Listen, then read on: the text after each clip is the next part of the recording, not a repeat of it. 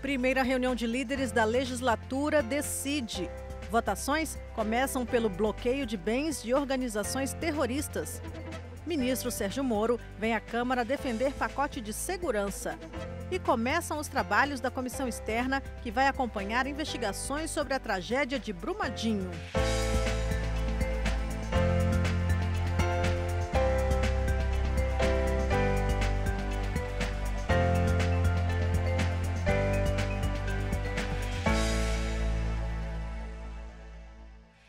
O plenário já tem pauta para as primeiras votações de 2019.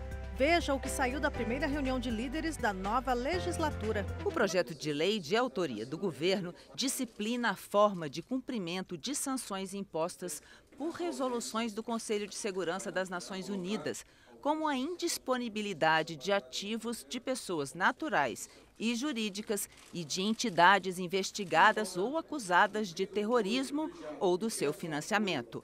Esta proposta tramita em regime de urgência. A pauta da próxima semana, que serão votações de medidas provisórias que estão prontas para serem votadas em plenário, e o projeto que define, digamos assim, a questão do trancamento de bens de pessoas que estejam ligadas a práticas terroristas, que é um acordo internacional que o Banco Central vem advogando essa tese. 3 medidas provisórias estão trancando a pauta do plenário. A MP 850 cria a Agência Brasileira de Museus e perde a validade no dia 18. A MP 852, que transfere imóveis do INSS para a União, e a MP 853, que reabre a adesão ao Fundo de Pensão dos Servidores.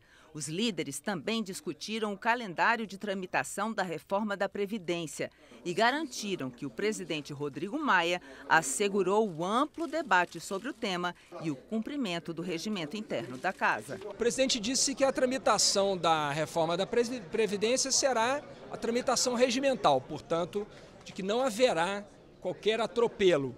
Se isso for de fato seguido, alguns meses serão necessários para que ela seja votada, porque ela tem que passar pela Comissão de Constituição e Justiça, tem que ser constituída uma comissão especial, a comissão especial tem que realizar audiências públicas, portanto, alguns meses de debate pela frente. O prazo do parlamento vai ser respeitado, e é preciso que haja discussões, inclusive, para o natural aperfeiçoamento do texto. O governo vai enviar uma proposta em breve, mas a diversidade, o choque de ideias aqui no parlamento vai fazer, com toda certeza, com que a proposta seja aperfeiçoada.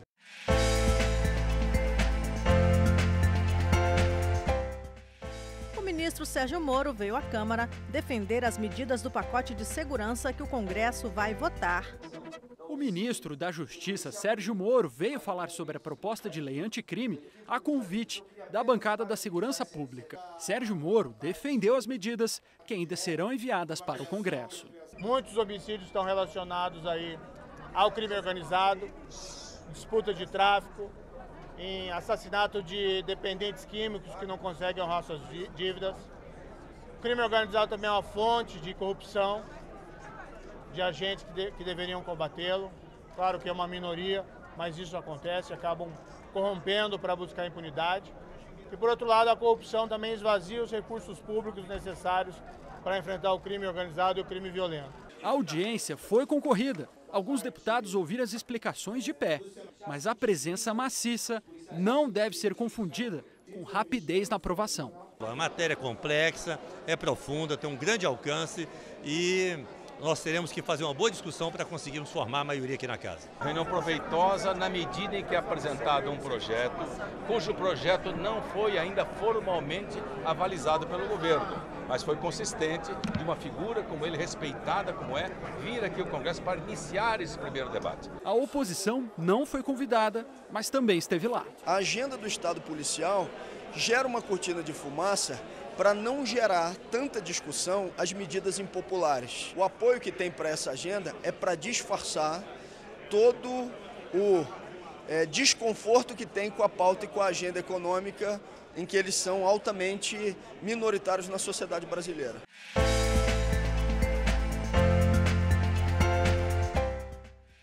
Na expectativa pelo envio de uma nova proposta de reforma, Frente Parlamentar em Defesa da Previdência já se articula para os debates. Deputados, senadores e representantes de entidades da sociedade civil que compõem a Frente Parlamentar Mista em Defesa da Previdência Social se reuniram nesta quarta-feira na Câmara. O relançamento oficial da frente vai ocorrer no dia 20 de março. Mas até lá, os membros vão buscar se reunir semanalmente às quartas-feiras. Os integrantes da frente estão preocupados com alguns pontos da reforma da Previdência que deverá ser enviada pelo governo ao Congresso ainda neste mês. O objetivo é formalizar uma proposta alternativa. A gente tem que estar unidos para apresentar propostas no seguinte sentido, que seja uma reforma ampla, geral e restrita, ou seja, para que não seja uma reforma que atinja apenas uma categoria, qual seja, que é sempre que é vitimizada, que é do regime geral, que são quem paga o INSS, que recebe R$ 1.400, R$ 1.500 por mês. Seja feita uma reforma que atinja o executivo, o legislativo, o judiciário e as carreiras militares. Até porque o maior déficit da Previdência, 10 vezes mais do que tem no regime geral, é o do regime próprio.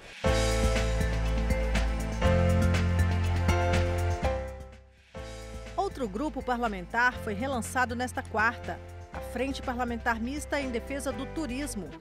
De acordo com o Ministério do Turismo, o Brasil recebe 7 milhões de visitantes estrangeiros por ano, mas não estamos na lista dos países mais visitados. Ampliar o número de turistas é um dos objetivos da Frente Parlamentar Mista em Defesa do Turismo. Criada em 2015 pelo deputado Herculano Passos, do MDB de São Paulo, a frentura é composta por 239 parlamentares. Entre os projetos para 2019, a Frente Parlamentar Mista em Defesa do Turismo quer aprovar a revisão da Lei Geral do Turismo, abrir o capital estrangeiro para companhias aéreas e tentar legalizar até mesmo o cassino no país. A legalização do cassino, que é uma matéria polêmica e que é necessário porque nós temos que avançar para gerar oportunidade de emprego, desenvolvimento, riqueza para o nosso país. Tem muitos segmentos do turismo, como o turismo de aventura, o turismo religioso, o turismo de negócios, ou seja, o Brasil é o maior país em turismo ambiental do mundo. Então nós temos que explorar isso para gerar emprego e renda. A Frente Parlamentar Mista em Defesa do Turismo também pretende transformar a Embratur, a autarquia especial do Ministério do Turismo, em uma agência, para tentar ampliar o fluxo turístico de estrangeiros no país. Na Câmara já existe um projeto de lei que trata do assunto. Essa proposta se encontra aqui na Câmara Federal e deverá conta já com o apoio de toda a frente parlamentar e deverá, nesse mandato agora, ser analisada e colocado a proposta em votação. Então, nós vemos com muita alegria, com muito engajamento dessa frente, é uma frente muito forte, com mais de 260 deputados que compõem a frente parlamentar, que tem muita força política e que vai poder contribuir com o turismo brasileiro. O ministro do Turismo, Marcelo Álvaro Antônio, que também é deputado, afirmou que a atuação dos parlamentares vai contribuir para as ações do governo. A agenda parlamentar para o Ministério do Turismo ela é fundamental. Nós temos uma série de projetos tramitando aqui na Câmara dos Deputados e no Senado que impactam diretamente na economia do país através do turismo.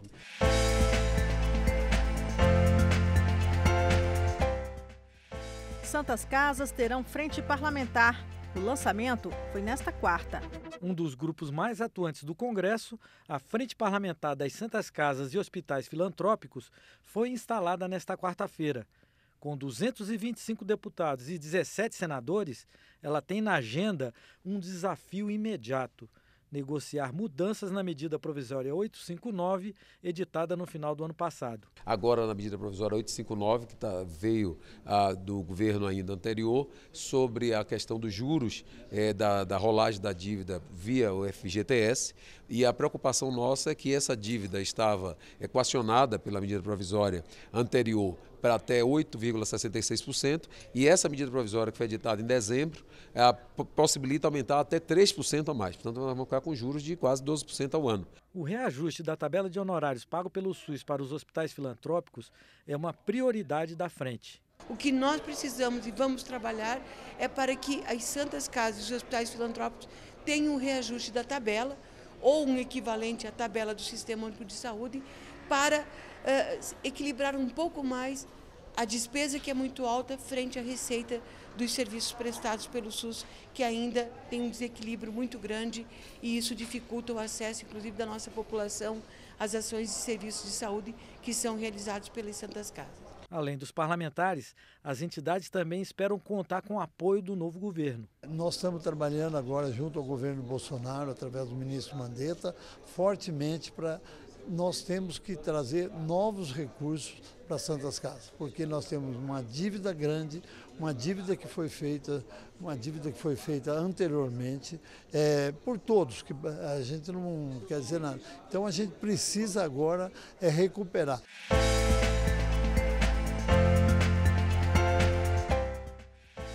Começam os trabalhos da Comissão Externa de Deputados, que acompanha as investigações sobre a tragédia de Brumadinho.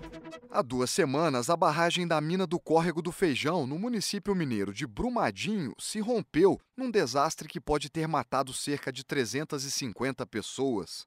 A obra era responsabilidade da Companhia Vale do Rio Doce. Uma comissão externa da Câmara foi criada para acompanhar as investigações sobre o caso de Brumadinho e fiscalizar o estado das barragens no Brasil. Na primeira reunião, deputados criticaram a pressão que as mineradoras fazem para impedir a aprovação de leis que regulem o setor. A gente pode aproveitar desse momento, sabendo que eles estão aí fragilizados pelo acontecido, e aproveitar o momento de comoção das pessoas do Brasil e principalmente dos parlamentares, para que a gente possa aprovar essa legislação o mais rapidamente possível. O coordenador da comissão externa apresentou a proposta do plano de trabalho, que ainda será debatido pelos deputados. Até o meio do ano nós queremos uma revisão das leis, principalmente da Lei 12.334, que é a Lei da Segurança de Barragens, as proposições, inclusive da legislatura passada, que estão em tramitação, e uma nova lei, principalmente aquela que possa punir os responsáveis por irresponsabilidade como essa. Então, isso no primeiro semestre seria isso. No segundo semestre desse ano, nós queremos o diagnóstico das barragens no Brasil, quais as que estão em atividade, as tecnologias de monitoramento dessas barragens.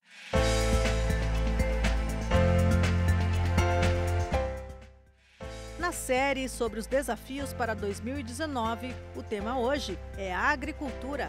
O Brasil é o 3º maior exportador agrícola do mundo.